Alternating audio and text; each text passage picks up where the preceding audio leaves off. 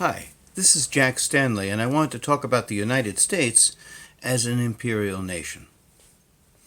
You know, it's an interesting thing in our history, and we don't usually talk about it too much, is the fact that we have become an imperial nation. We have changed so much from the time of our founding. If you've ever read or listened to George Washington's farewell address, he mentions strongly to avoid international entanglements.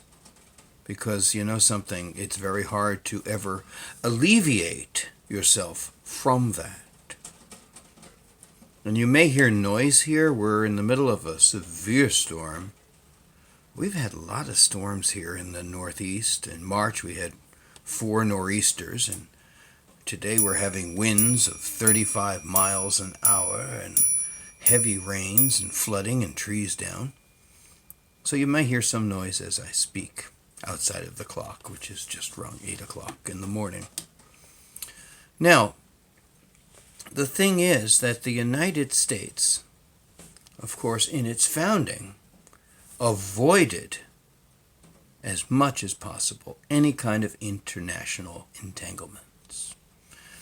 Even from the beginnings of this country, in our first president, George Washington, you have to remember that you had the revolution in France.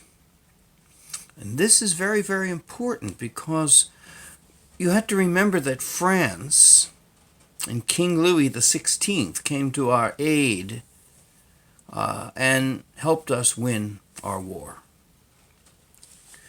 Well, once the reign of terror took place in France, in which the king and his wife Marie Antoinette were guillotined, and the monarchy was toppled, and then you had government de jure.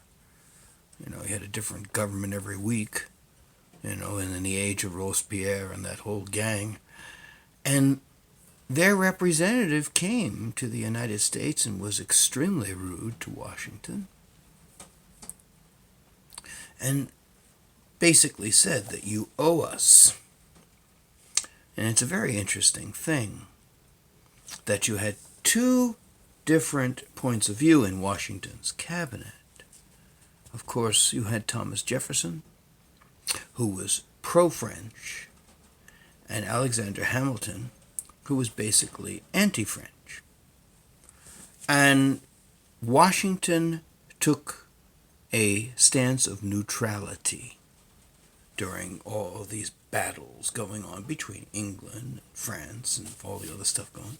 He said, we will not be involved. It caused a lot of issues here in the United States. It's incredible. We don't know about it anymore because people don't know a lot of their history.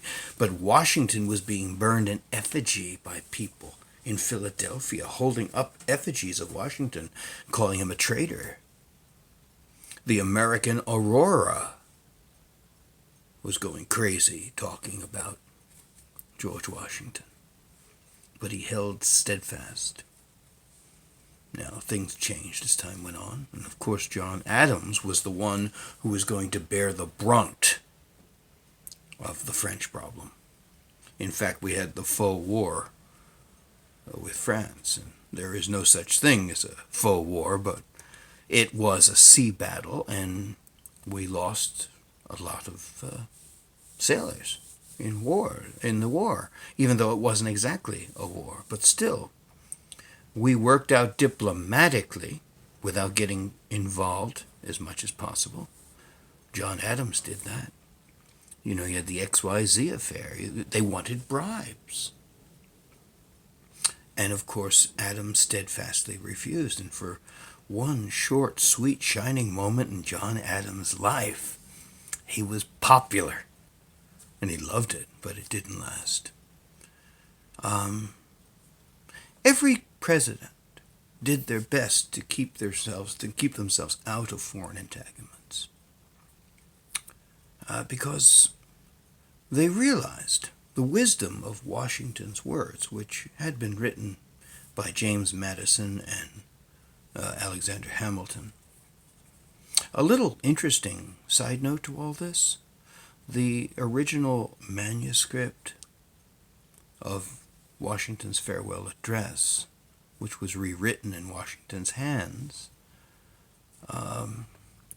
was given to a historian.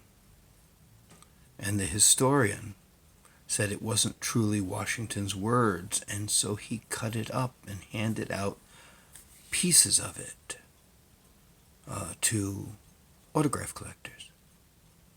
So that doesn't exactly exist anymore, the original. We stayed away from foreign entanglements as much as possible.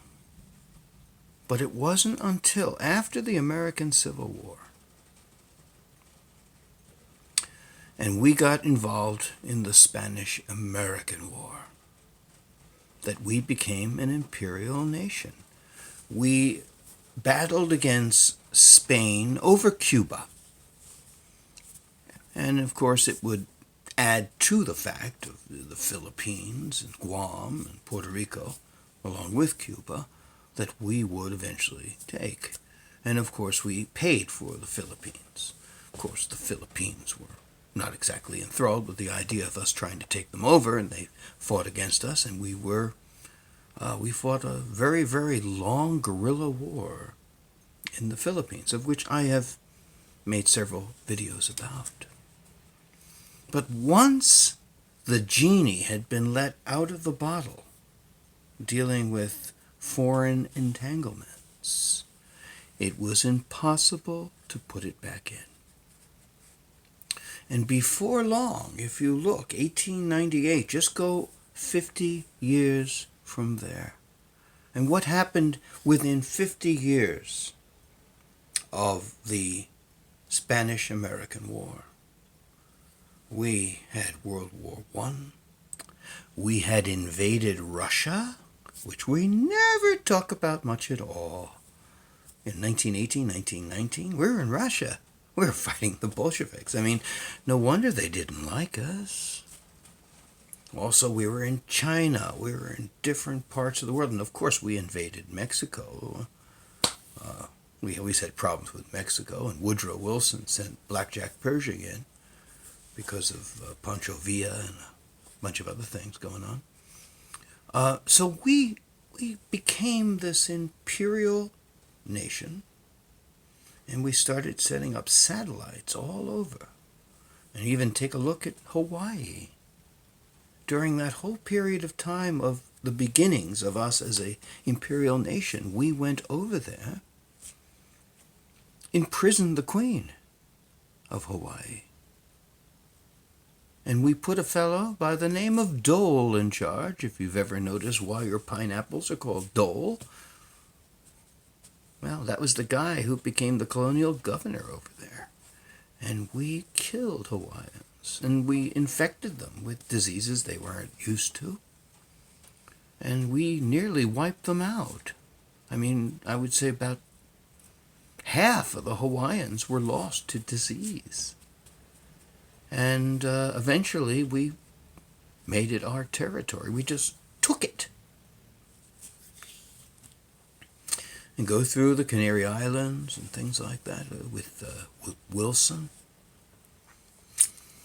And so on and so forth. Go up to 1948, and what's happening? The world has completely changed. Just 50 years after 1898, everything had changed. And we had become an advanced military complex. In fact, it was decided after World War II that we would keep ourselves as a military power. We did not rescind and put the military away. No, we just kept ourselves on 24/7 alertness. And that's what we call the military-industrial complex. Even Dwight David Eisenhower, on his last day as president, on January 19th, 1961, within 24 hours of him leaving the presidency, he gave a speech warning about the powers of the military-industrial complex. Today, where does one even start? Because what we have done, we have taken over much of the world. Now, of course, we whip a lot of industry. As George Carlin used to say, the middle of industry is U.S. But the thing is that also we stopped being a standalone nation and became a global empire. And now we are starting to see that global empire start to get some fissures and cracks in it. I would advise many of you to study the history of sister republics. Take a look at the Roman Empire. Study it. You'll see some very, very fascinating and interesting similarities to what's going on now. Of course, in a very different frame because, the one thing the Roman Empire didn't have is the internet, and the internet is throwing in a whole new set of variables in any form of international ownership, as it were.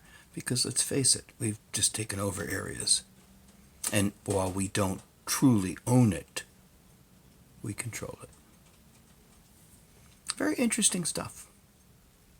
So I thought I would just ramble on this for a few moments and let you think about this. Let your collective intellectual juices go to work, and maybe you have some thoughts and ideas. I'd love to hear them. It's interesting to have a dialogue on this because we do such a poor job of talking about our history.